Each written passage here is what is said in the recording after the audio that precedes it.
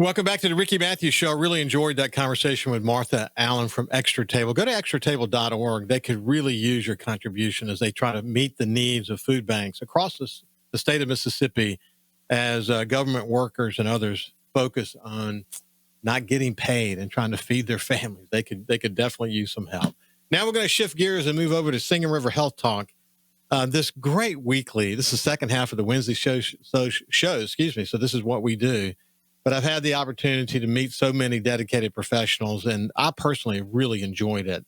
And several friends of mine have, as a result of some of these shows, gone to doctors at Singing River Health System to seek guidance on some of their health challenges. And I'm thrilled by that. I talked to one in church this past Sunday. Today, we're going to be joined by Jenny Tomson. Jenny is a palliative care and hospice nurse, and we're going to talk specifically about the palliative care services at Singing River Health System, but we're first going to get a little bit about where she comes from. Jenny, it's a pleasure to see you. Thank you for having me. It's a pleasure to meet you. So where are you sitting right now? I am in the Singing River Supportive Care Clinic, which is located next to Ocean Springs Hospital. We also see patients in the hospital, but we have a clinic here for outpatient visits as well. Well, listen, you've been in your role for your full-time provider in the palliative care services area. You've been in your role there for all of about a month, I think. But you have a really dynamic background. Give me a sense of where you came from. Thank you. Yes, I am new to Singing River. I'm not new to palliative care. I'm not new to nursing. Was a bedside nurse for 16 years in pretty much every environment in a hospital. I kind of decided to change focus and go back to school and become a nurse practitioner. And that was about 4 years ago. And I've spent the past almost 4 years focused solely on palliative care. Found my love and my niche and have been very happy with that decision. And yes, new to Singing River, but ready to kind of pitch in with the team and help grow this program for Singing River because it is such a valuable service to be provided. Jenny, it's interesting. When I think about this, I can't help but think about my dear mother who passed away a couple of years ago. And, she was almost 90. She lived a wonderful life. Even until her, last breath, she was with family and we have no regrets at all about how it all played out. But I remember early in the challenges as she was trying to grasp, because she's someone who wanted to live, man. She had no interest in growing old or dying. That was the last thing she wanted to think about. And doctors were talking about palliative care, and she said, "That's hospice, isn't it? I'm not interested in hospice." I remember those conversations. And they said, no, you don't understand. Let us walk you through this. It is when you get to that stage in someone's life, whether it's a terminal illness or whether it's age and the issues related to that catching up, the differentiating factors between palliative care and hospice care are really important. And I bet you find yourself in a position where you're differentiating the two often. That's a common question is kind of what is the difference? And they always say don't define palliative care by what it's not. So palliative care is really focused on managing symptoms and improving quality of life with patients at any stage of a serious illness, whether it be life-limiting or there are treatments that can get people through that illness. As long as there is a heavy symptom burden, a negative impact on quality of life, then palliative care is appropriate. Hospice, by contrast, is a fabulous program meant for a different stage of life. That is, you have exhausted all treatment options or you have elected not to continue pursuit of treatment options. And it is a shift in focus to ensuring comfort more at end of life. So what's interesting about the palliative care, it can last quite a while. And studying your past, You have extensive experience as a nurse.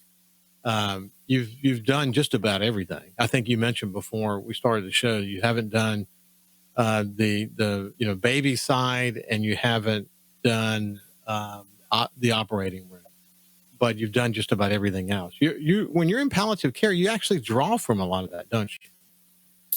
I do, because our patients come from many different providers. We get referrals from oncologists, pulmonologists, neurologists, cardiologists, primary care doctors. I frequently find myself having to look up some of these more rare diagnoses that I haven't encountered, but definitely my many years of nursing experience have given me more to pull into. I've seen how these diagnoses progress, how they present when patients have exacerbations and end up in the hospital, what their symptoms are.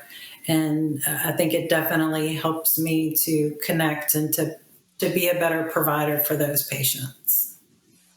So you think about the team, you and Dr. Tricia Altman and others. When you think about the work that y'all do together in a very structured program, tell me about the importance of that team and that collaboration. That is everything.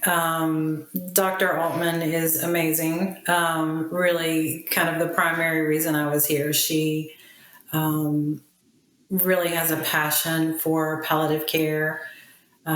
She works with Singing River. She is also the medical director here and sees patients both in the clinic and in the hospital. And that's not enough. She's also going back to do her fellowship in palliative medicine. So, really, an extraordinary resource for this team. We also have an amazing clinic manager, nurse manager here, Lainey Zorn, who kind of keeps everything put together. Through the hospital, we have access to a chaplain, we have access to the social workers to pull on those resources if we have patients who have needs that, between the three of us, we can't kind of address. So really just a great team. We're in the baby stages of this. We are so excited to see how we can grow it and really make it fully comprehensive for patients when they come in. Yeah, it was interesting in reading about this. Really, when you began to understand when to consider a referral to palliative care, you get into things like difficult to manage symptoms, decline in function or increased dependency, frequent hospital or ER visits, uncertain about goals of care or complex medical decisions. The list really goes on from there. You mentioned social worker, you mentioned even a spiritual side of this. But it is really, when you're talking with patients, there's a sort of a medical aspect, an emotional, psychological, a spiritual. There's a lot that wraps up in helping patients come to sort of their decision about, how to proceed and when and where palliative care will best meet their needs. It's complex in that way, isn't it? It is. And we always say early referrals are best. They're going to provide the most benefit to these people who have these needs. It allows us to establish a relationship with them, kind of see them progress, through their treatments, early identification of these symptoms. It is always easier to maintain a quality of life than it is to regain a quality of life. So having us on board can sometimes just get a little bit earlier indication that things are quality of life is declining and allows us to intervene a little bit earlier. And you said kind of that holistic approach, and that is it. When people come in, they are not their diagnosis and their treatment. They are their physical symptoms. The diagnosis is factored in, but they're also their emotional response to being ill, their spiritual response to being ill, and also their family's response. We specifically ask people to bring in their loved ones, bring in their caregivers, so that we can include them in these conversations. because sometimes they can identify and see things that the patients just really aren't noticing. So we like it to be patients and their families. Really just kind of take care of all of them.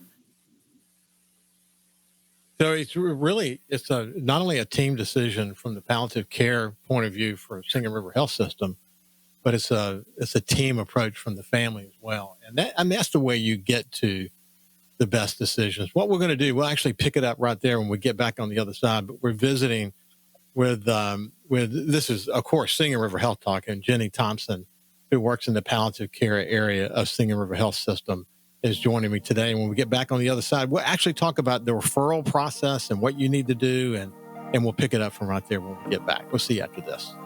Welcome back to Singing River Health Talk. We're visiting with Jenny Tomson, who is a palliative care specialist working in the palliative care area of Singing River Health System.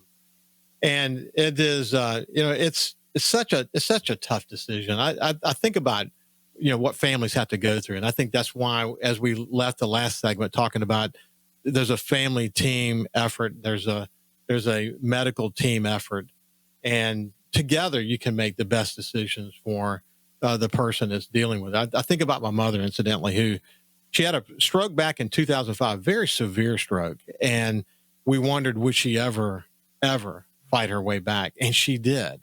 And my mom was a fighter, a big time fighter. And she had challenges along the way. She fought her way back. She fought her way back. And so as she got older, because she was a fighter, it was really kind of hard for her to realize that she's at the stage of her life where she may live longer for sure, but this fighting back to some level of normality that she was used to, that she felt like she could get back to a place. I think palliative care for her was coming to the realization is that she needs to be satisfied about living in this moment the way she is now. Don't worry. You may not get back to where you were before, and that's okay. We're going to worry with where we are right now and give you the best quality of life going forward. But these are tough decisions for families to make. People who have a wide range of conditions have to face these decisions. And this is why you're there, isn't it? It is, to help that conversation, to kind of, it's hard to lose any amount of independence. We are by nature, human nature is to fight and to,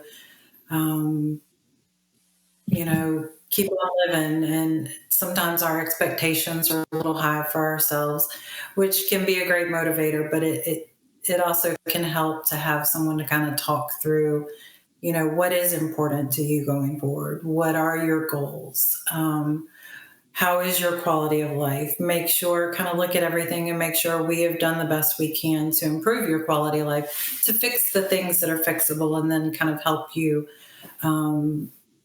manage your expectations on where you are. Yeah, heart failure, cancer, pulmonary hypertension, kidney disease, and Parkinson's among the things you have to think about it and deal with families and patients. If someone was thinking about a referral, let's kind of walk through what that might look like. So we do have a process within Singing River. Referrals can come from your primary care doctor.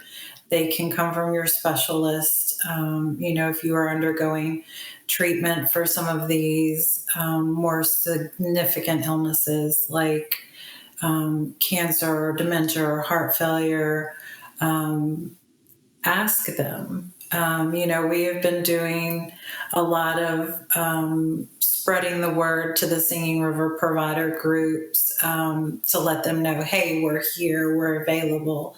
But patients can also ask their providers for a palliative care referral. And then they can send one over to us and we'll reach out and get them scheduled and get them in here and see what we can do. So where are you located in Ocean Springs? We are at 19 Marks Road, which is just adjacent to Ocean Springs Hospital. We also do inpatient consults at the Singing River facilities, and those consults are generated during the hospitalization. So if you were talking to a family right now who was wrestling with best next steps, what's your advice? Oh, that is so dependent on the patient and their situations. I always say that's why it's kind of hard to define palliative care, because it really comes down to the conversation with the patient, with their families. What is important? What are their goals?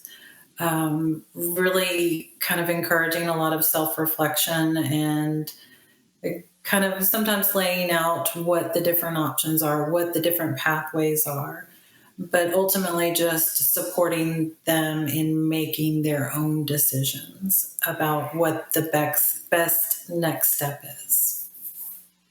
You know, it's interesting that palliative care came along because doctors really didn't have a next step. They were providing to the best of their ability palliative care prior to Yeah. to patients eventually going to hospice or whatever. So this has been a terrific next step for the industry, hasn't it?